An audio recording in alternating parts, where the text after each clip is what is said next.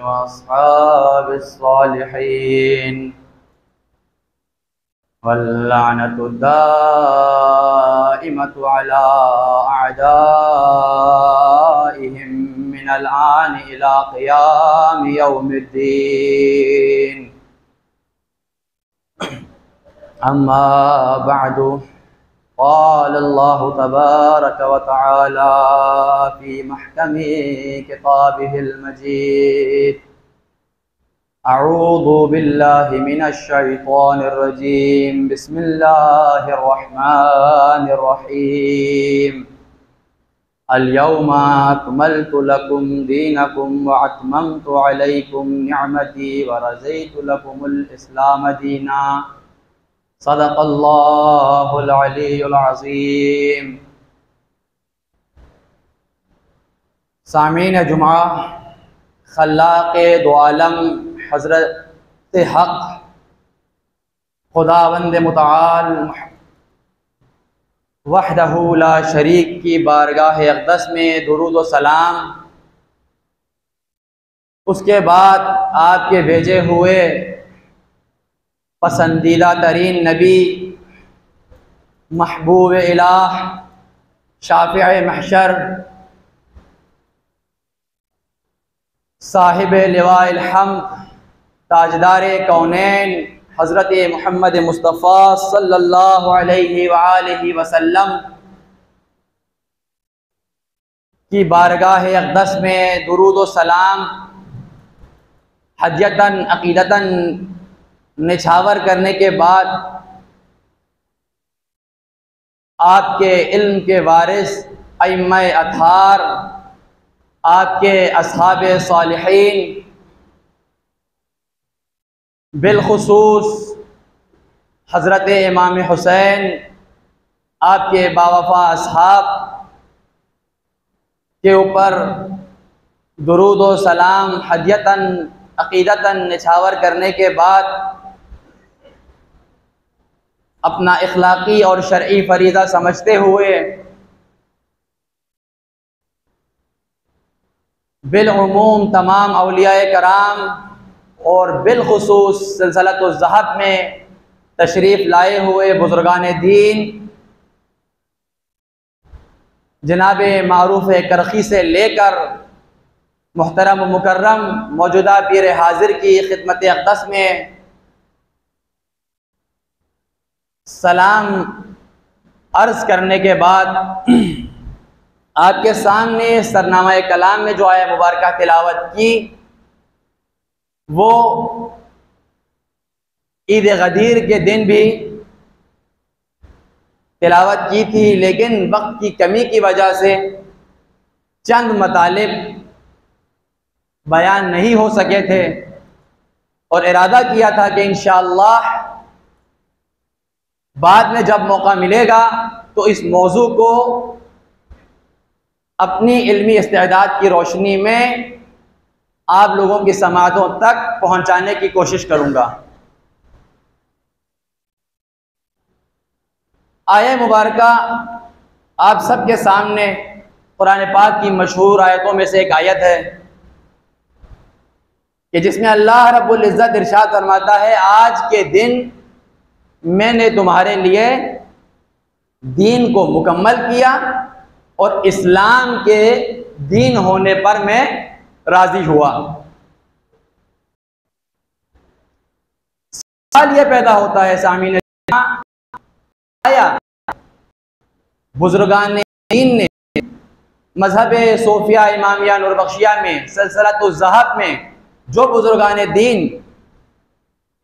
गुजरे हैं, आया उन्होंने भी इस आया की यही तफसीर बयान की है जो बाकी मकातिब ने बयान फरमाई है, या इससे जुदागाना अलग बयान किया है? इख्तिसार के साथ अल्लाहुद्दौला समनानी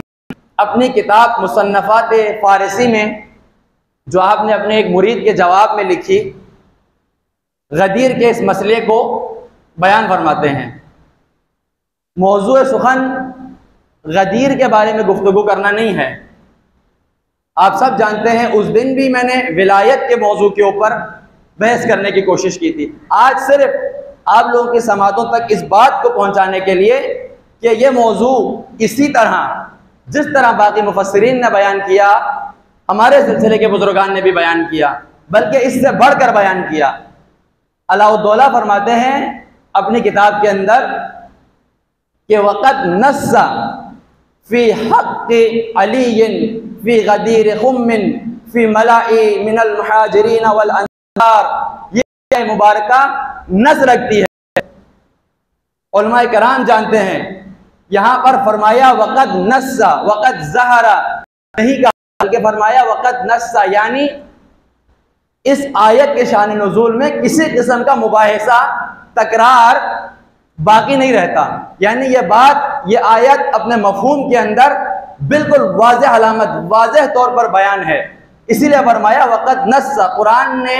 नस के तौर पर गदीर के मैदान में अली के हक में इस आयत मुबारका को नाज़िल किया। फिर फरमाते हैं सुम्मा नज़ला या अय्युहर रसूल बल्लिग़ मा उन्ज़िला इलैका मिर रब्बिक व इन लम तफ़अल फमा बल्लग़्ता रिसालतहू, ए अल्लाह के नबी इस पैगाम को लोगों तक पहुंचाइए, अगर आपने ना पहुंचाया फमा बल्लग़्ता, गो कि आपने कुछ अमल या अंजाम ना दिया हो। इसके बाद फरमाते हैं आयत नकल करने के बाद सुम्मा अख़ज़ बियदि अलीयिन, मौला ने अली के हाथ को पकड़ा, राफ़िअन सौतहू, अपनी आवाज को बुलंद किया, बिक़ौलिही, इस कौल के साथ, मन कुन्तु मौलाहू फ़हाज़ा अलीयुन मौला, अल्लाहुम्मा वाली मन वाला व आदि मन आदा। कहते हैं उसके बाद इसकी गदीर की हदीस की तिलावत करने के बाद फिर अल्लाह ताला नकल करते हैं बाद हाज़ा तबलीग, इस तबलीग के इस आयत को पहुंचाने के बाद यह आयत नाजिल हुई, अल-यौमा अकमलतु लकुम दीनकुम व अतममतु अलैकुम निअमती व रज़ीतु लकुमुल इस्लाम दीना। इससे मुहिम, इससे अहम बात, इन चीज़ों को बयान करने के बाद क्यों, मकसद क्या था इस चीज़ को बयान करने का, तो आप फरमाते हैं वसिर वक़द ज़हरा सिर्रुहु फी वसीयतिही, आपके इसका सिर यानी इसका राज, अली को अपना वली बनाने का जो राज है, ये कहाँ जाहिर हुआ, आपकी ये वसीयत कहाँ जाहिर हुई। तो फरमाते हैं औलिया कराम के तमाम असनाद, तमाम सलासिल अगर अली पर इख्तिताम पजीर हों, सनद औलिया तक चले जाएं, तो वो अलाउद्दौला के नज़दीक मकबूल सलासिल में से है, उन तसव्वुफ के सलासिल में से है जिनकी बारगाह यज़दी में कोई वक़ार और कोई मर्तबा बाकी है। बस सामीन मुहतरम, जैसा कि मैंने बयान किया, मौज़ू सुखन किताबों की रोशनी में मसला गदीर को बयान करना नहीं है। ये वो बातें थी जो उस दिन नमाज की वजह से, वक्त कमी की वजह से मैं नहीं बयान कर सका था। मौज़ू सुखन उस दिन भी सिर्फ कलमा विलायत के गिर्द था कि आया इस विलायत के माना क्या हैं, इसके मफहूम क्या हैं, किस वजह से उम्मत इस्लामिया में जो सबसे असल मसला है वो यह करार पाया, इसको हम कैसे डिसाइड करेंगे, कैसे फैसला होगा कि कौन हक पर है, किसका मुद्दा दुरुस्त है। चूंकि दोनों ने, मैंने आपको उस दिन बयान फरमाया, ये हदीस अपनी हदीसियत के मर्तबे से निकलकर दिरायत के मर्तबे पर फाइज हुई। आपने अपने अफ़आल के जरिए से लोगों को ये अमल करके दिखाया, अली के हाथ को बुलंद करके दिखाया,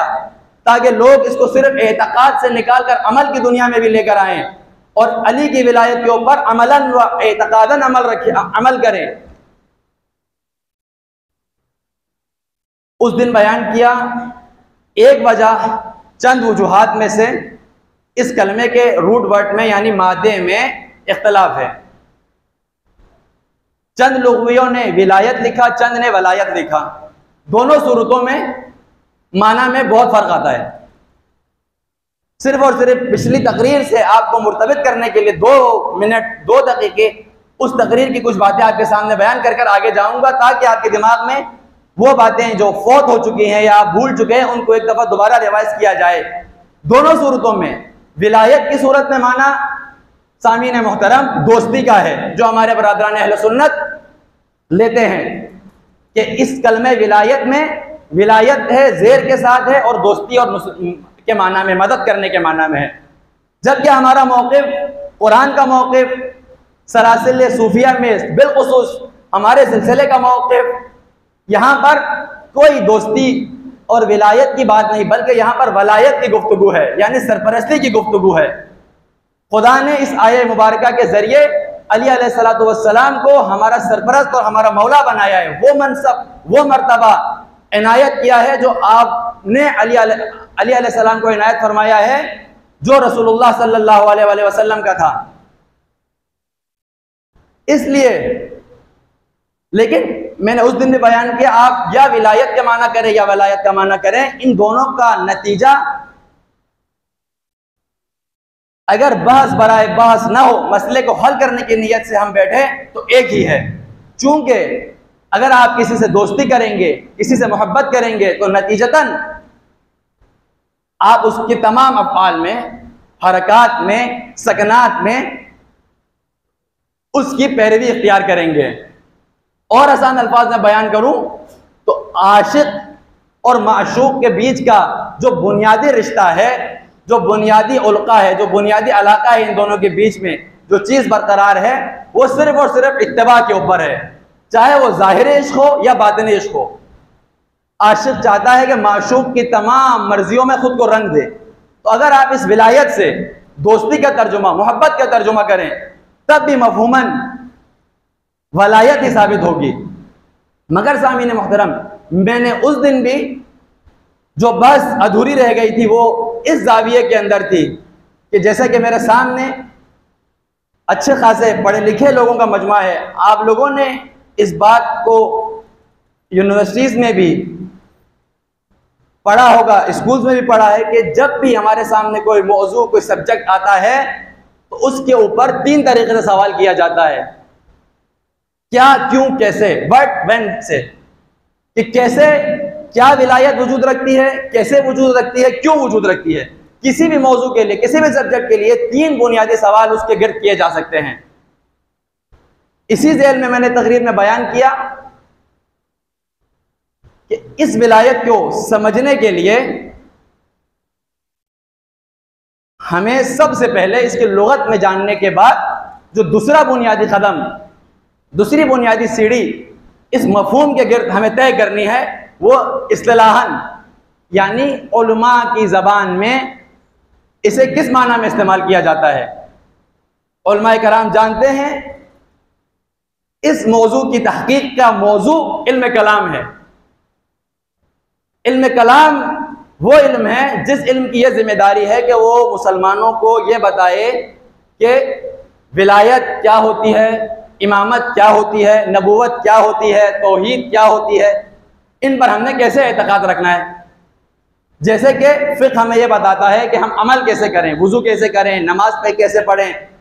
ज़कात कैसे दें। ये मौजू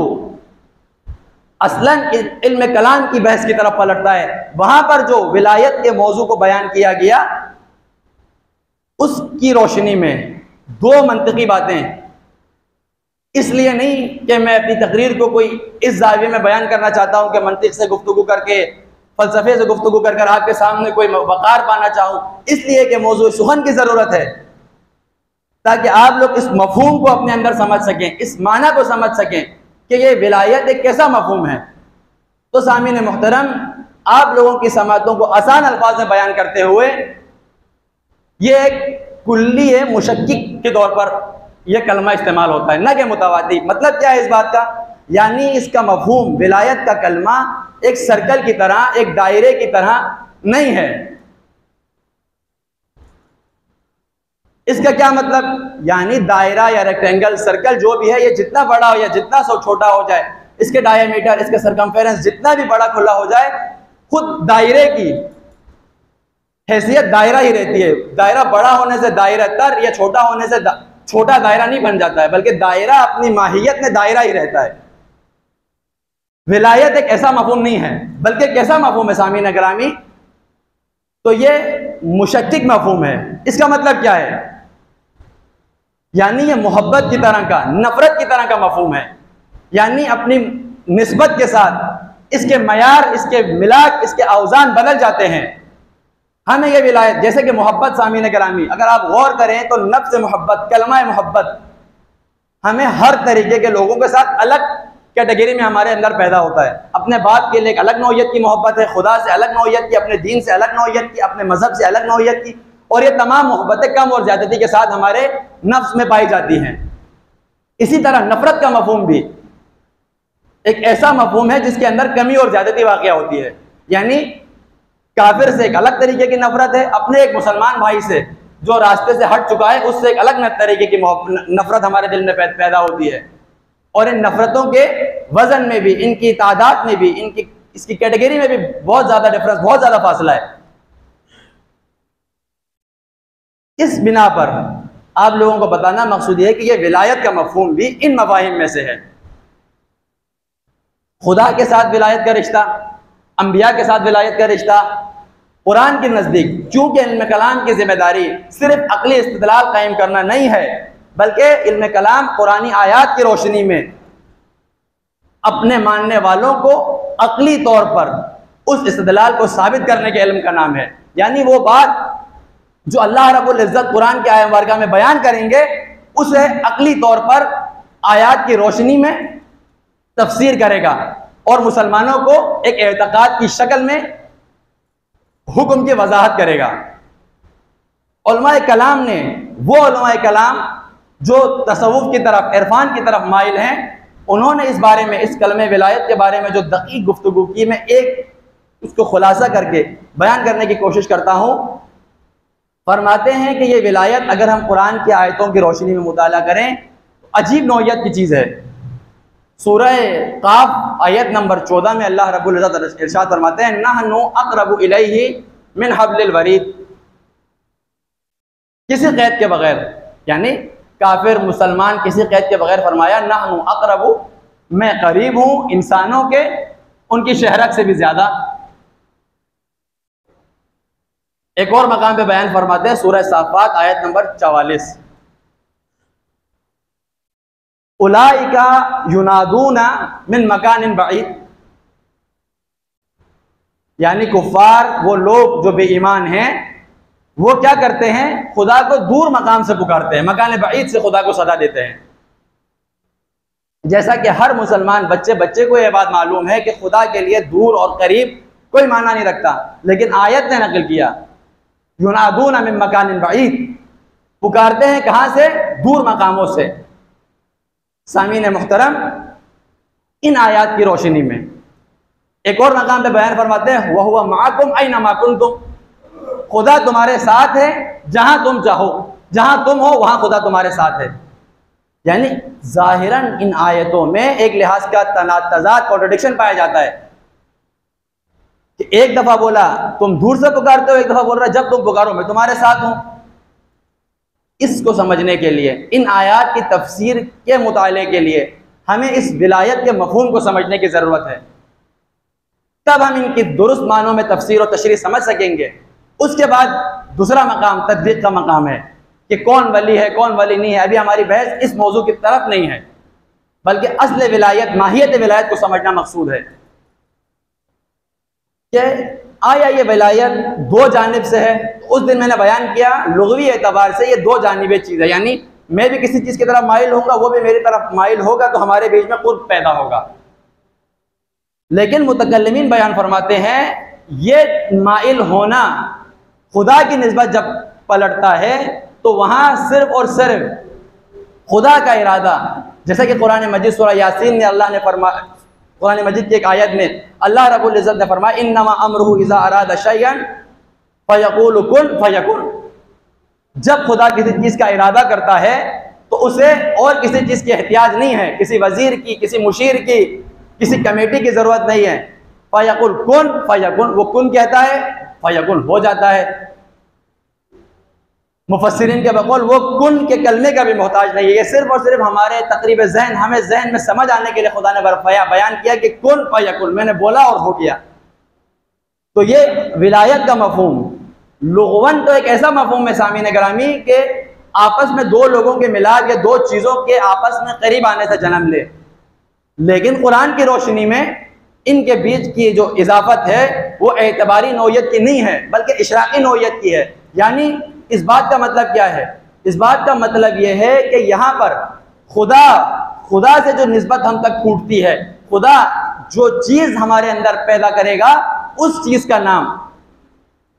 खुदा की निस्बत से हमारे अंदर पैदा होने वाले, खुदा के इरादे से हमारे अंदर जन्म लेने वाले उस अमर का नाम विलायत है, उस चीज़ का नाम विलायत है। और इसके मयार मुख्तलिफ लोगों में मुख्तलिफ उन्वान से पाए जाते हैं। कुरान की आयतों में लाबला अगर आप मुताला करें तो इस कलमे को लेकर बहुत सारे तरीक़े से इस्तेमाल किया गया है। एक जगह बयान हुआ काफिरों को अपना औलिया ना बनाओ, एक जगह खुदा ने बयान किया खुदा तुम्हारा वली है, तुम खुदा के वली हो। तो इन बातों से जो हमें बादियो नज़र में यानी पहले मरहले में हमें जो बात समझ आती है वो ये शाइबा ये ना हो कि हम खुदा की तरफ जाएंगे और खुदा भी हमारी तरफ आएगा, बल्कि इसका लाजमी अंसर यह है कि लुत्फ़ खुदा, खुदा का करम, खुदा की फजीलत हमें अपनी तरफ खींच के लाएगी। अब हमारी बात से रिलेटेड इस बात से क्या बात वाज़ेह होती है? इस आयत में और कुरान मजीद के एक और आयत में जहाँ पर उस बाग के जलने का वाक़या है, फरमाया हुनालिका अल वलायतु लिल्लाहि हक़्क़ा। कलमे को भी कुरान ने वाव के फतह के साथ नकल किया कि क्या, जब उसके बाग जल गया, उससे कंट्रोल में नहीं हुआ, तो फिर खुदा ने अपनी ताकत का ज़हूर किया। हुनालिका अल वलायतु लिल्लाहि हक़्क़ा, हक़ की जो विलायत थी वो इस मकाम पर ज़ाहिर हुई। यहाँ पर माना यानी ज़ाहिर होने का, ना कि खुदा ने उस मकाम पर विलायत को पैदा किया, बल्कि जो विलायत मौजूद थी और खुदा देखना चाहता था कि ये खुद अपने आप से क्या इनसे बन पड़ता है, क्या कर सकते हैं, इस वजह से सुकूत इख्तियार किया। इसके बाद जब इंसान ने अपनी आजिज़ी का और अपने नातवान होने का इकरार किया तो फिर खुदा ने अपनी विलायत को ज़ाहिर किया। इन बातों से ये बात हमारे ऊपर वाज़ेह हो गई कि विलायत के मफ़हूम में सरपरस्ती का मफ़हूम का उन्सर बिन्निस्बत दूसरे मफ़हूम के कहीं ज़्यादा पाया जाता है। इसी बिना पर हमारा मौक़िफ़ भी विलायत के मौजू के अंदर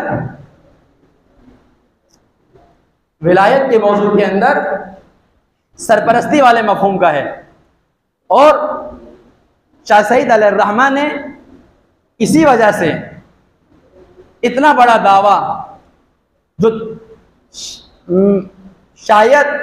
और किसी सूफ़ी और किसी मसलक के अंदर न किया गया हो, कि बयान फरमाया नूरबख्शियों के लिए इस विलायत के मफ़हूम, इस वली के मफ़हूम के बारे में कि वयजिबुल ईमानु बिल औलिया फि तरीक़ती कमा यजिबु ईमानु बिल अंबिया फि शरीअती। सूफियों को, जो लोग तज़किया नफ्स का नाम लेते हैं, जो लोग औलिया अल्लाह से मोहब्बत का दावा करते हैं, उन पर क्या वाजिब है कि वो औलिया की इस कड़ी के ऊपर ऐसे ईमान रखें, तरीक़त में इनके ऊपर, औलिया कराम के ऊपर एतक़ाद रखना ऐसे ही वाजिब है जैसे शरीयत के अंदर अंबिया पर एतक़ाद रखना। तो इसको समझने के लिए, इस मकाम व मंजिलत को समझने के लिए हम पर ज़रूरी है कि हम इस मफ़हूम के ऊपर दिक्कत करें। अब भी इस मौजू के अंदर सामीन मोहतरम सुकम बाकी है, लेकिन वक्त की कमी की वजह से और एक और मौजू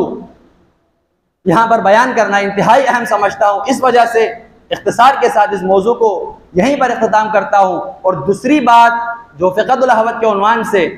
अपनी तकरीर में बयान करना अपने ऊपर लाजिम समझता हूँ, और फ़िअलन हमारे हालात हाज़िरा से मुताल्लिक़ कि जो जुमे के इनेकाद का बुनियादी सबब है कि मुसलमान जमा होकर अपने हालात के बारे में कि क्या उनके ऊपर गुजर रही है, क्या मुसलमान माशरे में हो रहा है, क्या कुफ़ार की तरफ से इन पर हरबे किए जा रहे हैं, इसके बारे में आगाही पैदा करें। इसकी अदायगी के उन्वान से अपने ऊपर लाजिम समझता हूँ कि आप लोगों तक ये बयान करूँ कि अभी जो उम्मत इस्लामिया के अंदर मौजूदा जो मसाइल हैं, एक दूसरे की तौहीन का सिलसिला, मुक़द्दसात की तौहीन का सिलसिला जो शुरू हुआ है, इसमें मैं मिन हैसुन नूरबख्शी तमाम आलम इस्लाम को शाह सईद अलैहिर्रहमान की फतावा की रोशनी में आपने जो बयान किया उसे बयान करने की कोशिश करता हूँ। आपने इस चीज़ की अहमियत को, इत्तेहाद व इत्तेफाक की, सुलह सफाई की अहमियत को जानते हुए एक पूरा बाब फ़िक़्हुल अहवत के अंदर इस सुलह के मौजू के तहत 28 नंबर बाब बांधा। अगर हम उर्दू में ही सही इसका मुताला करें तो हमारे तमाम मसाइल इसकी रोशनी में हल किए जा सकते हैं। फरमाते हैं क़ाल अल्लाह ताला अस्सुल्हु खैरुन व क़ाल रसूलुल्लाह सल्लल्लाहु अलैहि वसल्लम अस्सुल्हु जाइज़ुन बैनल मुस्लिमीन इल्ला मा अहल्ल हरामन औ हर्रम हलालन। कुरान की आयत को इक़्तिबास के उन्वान से नकल किया कि सुलह करना अल्लाह को महबूब है, अखियर अमल है, खैर अमल है। फिर बयान फरमाते हैं कि सुलह, पैगंबर अकरम ने फरमाया सुलह तमाम उमूर में जायज़ है शरीयत मोहम्मदिया में, मगर मुसलमान मिलकर हलाल मोहम्मदी को हराम बनाना चाहें और हराम मोहम्मदी को हलाल बनाना चाहें तो ऐसे किसी अमर में सुलह मुमकिन नहीं है। इसके अलावा फरमाते हैं तमाम मुनाकहात, मुफारक़ात, मुखासमात, मुहारबात वगैरह, यानी जंग हो, जदाल हो, कत्ल हो, निकाह हो, तलाक हो, इन तमाम उमूर में, बे का मामला हो, तिजारत हो, इन तमाम उमूर में सुलह सफाई करना शरीयत मोहम्मदिया में मुस्तहसन अमल है। इसकी रोशनी में हमें भी सामीन ग्रामी चाहिए कि हम सुलह और सफाई की तरफ, चूँकि हमारे मामलात भी इन मामलात से गैर मामलात, कोई कुफ्र और शिर्क के मामलात नहीं हैं, या हम आज मिलकर किसी हलाल मोहम्मदी को हराम बनाने या हराम मोहम्मदी को हलाल बनाने के दर पर भी नहीं है। तमाम नौइयत, तमाम मामलात इन्हीं नौइयत के हैं। इसलिए हमें फ़िक़्हुल अहवत की रोशनी पे इस प्लेटफॉर्म के पर आकर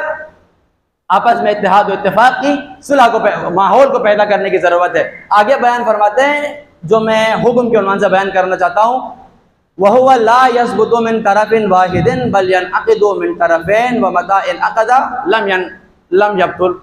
कि जो सुलह का अमल है ये एक में अकेला किसी कमरे में बैठकर नहीं कर सकता हूँ। एक बंदे की तरफ से सुलह कभी भी नहीं होती है, बल्कि बल यनअक़िदु मिन तरफ़ैन, दो तरफ दोनों वहाँ बैठेंगे, मामले को अंजाम देंगे, तब सुलह होगी। फिर बयान फरमाया वह मता इनअक़दा, जब भी यह मामला हल हो गया, सुलह हो गई, तो लम यब्तुल, फिर ये दोबारा बातिल नहीं होता है कि एक बंदा बाद में उससे फरार करे और बोले मैं इसको नहीं मानता हूँ, जब तक कि दोनों फरीक दोबारा बैठकर इसको ख़त्म न करें। इन्हीं की जो रोशनी में सामीन अभी जो फ़ैलन हमारी उम्मत इस्लामिया में जो मुक़द्दसात की तौहीन का बाब खुला है, मिन हैसुल नूरबख्शी, हम हमारी ज़िम्मेदारी इन हालात के अंदर अपने कलमे की तरफ बाकी सबको भी दावत देना है। व अला मुहिब्बिहिम रहमतुल्लाह व अला मुक़बिज़िहिम लानतुल्लाह, यही हमारा मंशूर है, यही हमारा मैनिफेस्टो है। इसी के तहत हमें अपनी तमाम सियासी हिकमत अमली को जामा पहनाने की ज़रूरत है। ना हम किसी के मुक़द्दसात की तौहीन करें, ना कोई दूसरा हमारे मुक़द्दसात की तरफ नज़रें उठा कर देखे। बस सामीन मुहतरम, वक्त भी आ गया है, मैं यहाँ पर दुआ करता हूँ अल्लाह रब्बुल इज़्ज़त के हुज़ूर पाक परवरदिगार आलम, तुझे तेरी अस्माउल हुस्ना का वास्ता, बिलखुसूस मोहम्मद मुस्तफ़ा सल्लल्लाहु अलैहि वसल्लम की 23 साल तबलीग रिसालत का वास्ता, आप सल्लल्लाहु अलैहि वसल्लम के ऊपर जितनी मुसीबतें परेशानियाँ आई उनका वास्ता, उनको आपने अल्लाह की रज़ा के लिए जिस तरह जहला खुदाया, हमें भी अपनी तमाम मुश्किलात को, परेशानियों को इसी तरह हल करने की और इस तरह उनको बर्दाश्त करने की और हर अमल को खुदा के साथ ख़ास करने की तौफ़ीक़ इनायत फरमा। परवरदिगार आलम, हम में से जो लोग इस दुनिया से गुज़र गए हैं उनके साथ मग़फ़िरत का मामला फरमा, जो लोग ज़िंदा हैं उन्हें ईमान की ज़िंदगी, हमारे कारोबारी हज़रात को कारोबार में तरक्की, नौकरी वाले हज़रात की नौकरी में तरक्की, तमाम जुमला मोमिनीन और मोमिनात की शरीयत मुतहरा में जितनी भी जायज़ ख्वाहिशें हैं, खुदाया उन सबको अपनी बारगाह में, दरगाह कबूलियत, अपनी बारगाह में मकाम कबूलियत इनायत फरमा। बिलखुसूस हमें कल अरबईन के मुनासिबत से हम में से जो लोग करबला मोहल्ला पहुँच गए, खुदाया उनकी ज़ियारत को मकबूल, और जो लोग ना पहुँच सके उन्हें इंशाअल्लाह आइंदा सालों में अब अब्दुल्लाह अल हुसैन के ज़रिए देखने की तौफ़ीक़ इनायत फरमा। हज़रत इमाम महदी अज्जलल्लाहु तआला फ़रजहु शरीफ के ज़ुहूर में ताजील इनायत फरमा। अल्लाहुम्मा सल्लि अला मुहम्मद व आलि मुहम्मद।